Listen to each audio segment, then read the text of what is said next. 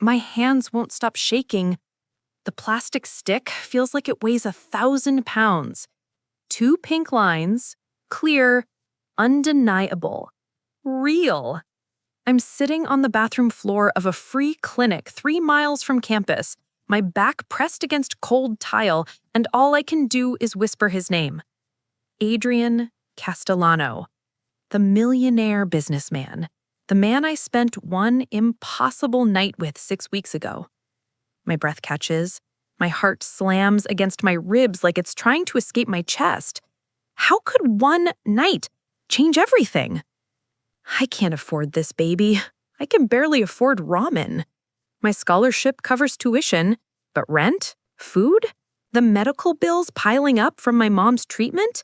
I work 3 part-time jobs and still come up short every month. I've been wearing the same 5 outfits for 2 years.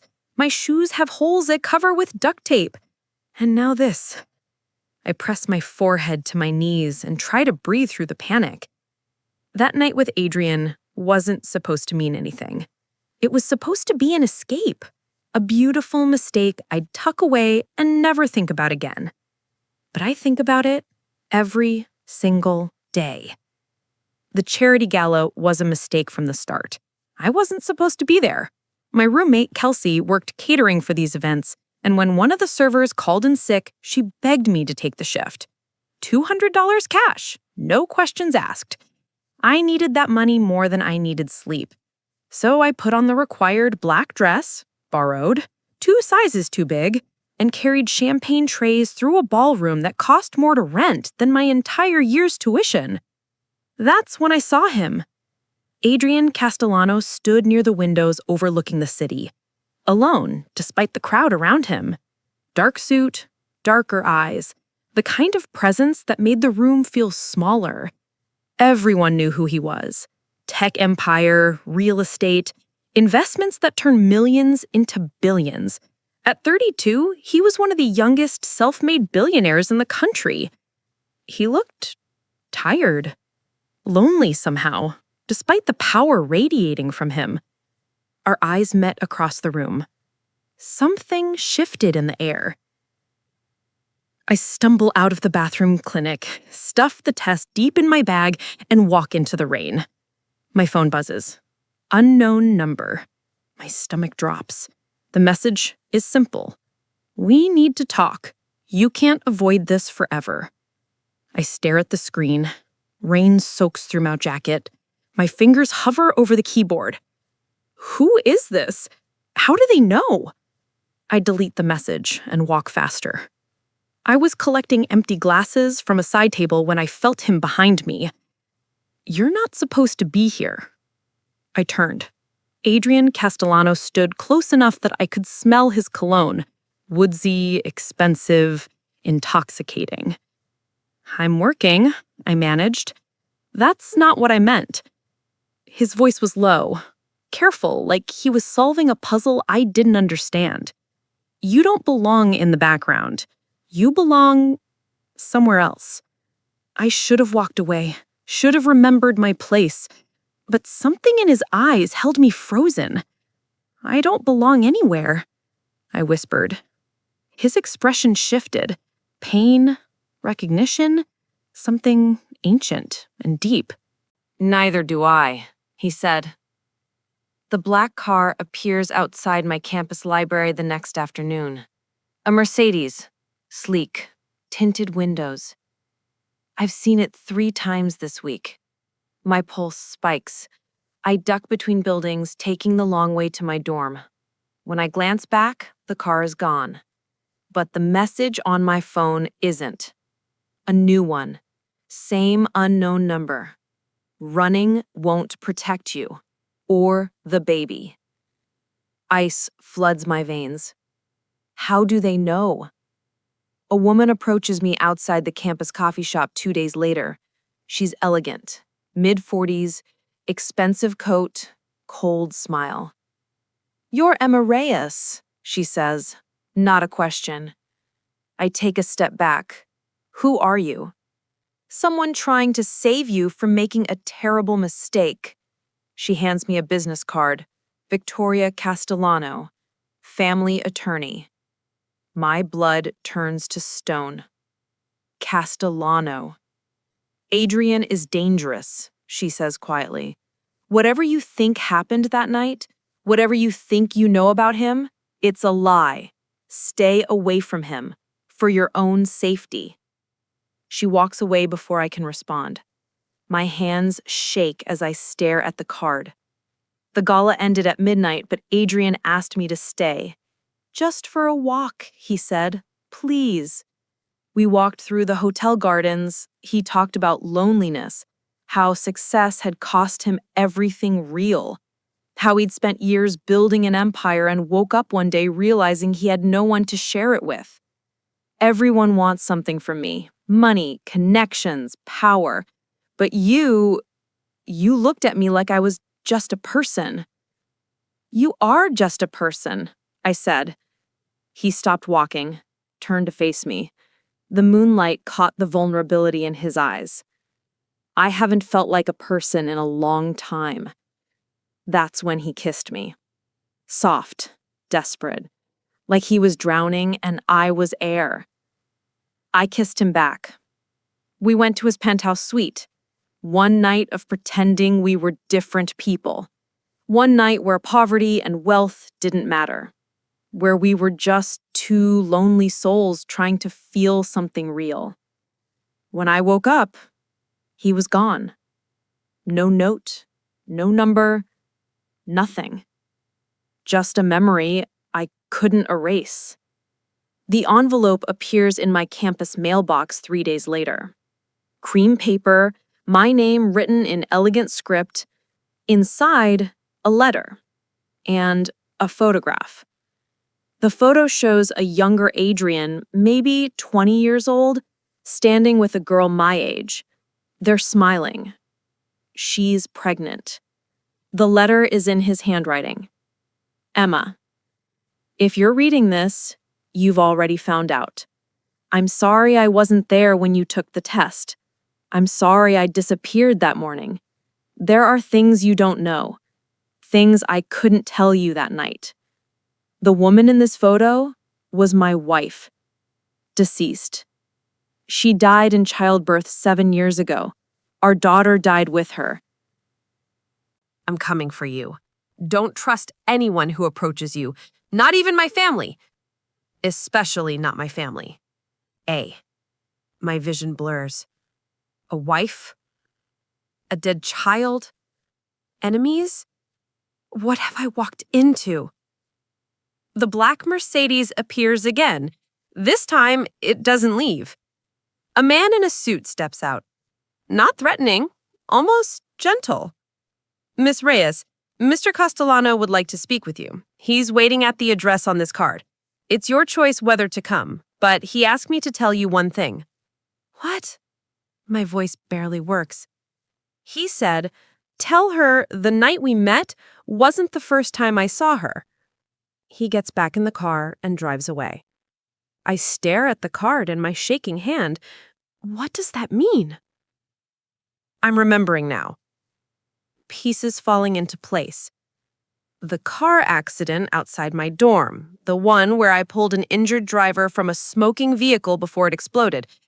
I never saw his face clearly, just held his hand, told him to stay awake, kept pressure on his wounds until the ambulance arrived. They wouldn't tell me his name, patient confidentiality, but I remember his voice. Deep, strained with pain. You saved my life, he whispered. I won't forget you. I thought he was delirious. Oh, God. It was him. I take a taxi to the address. My heart pounds the entire way. The building is a private residence, penthouse level. Security lets me through without questions. Adrian opens the door himself. He looks different than I remember. More vulnerable. Shadows under his eyes. But when he sees me, something in his expression breaks open. Emma. Just my name. But the way he says it, like a prayer, like salvation, makes my knees weak. Why didn't you tell me? That night, you knew who I was. I couldn't. He steps aside, lets me in. The penthouse is beautiful and cold. I didn't tell you because if I'd told you, you would have thought I was using you, manipulating you. I needed you to see me as just a man, not the person you saved, not the billionaire, just Adrian. And the baby? His eyes close. When they open, they're swimming with emotion. I've been tracking you since that night, making sure you were safe. I hired security to watch your building, your campus. When I found out about this pregnancy, Emma, you have to understand, my family has been trying to control my life for years. My marriage was arranged. My wife was chosen.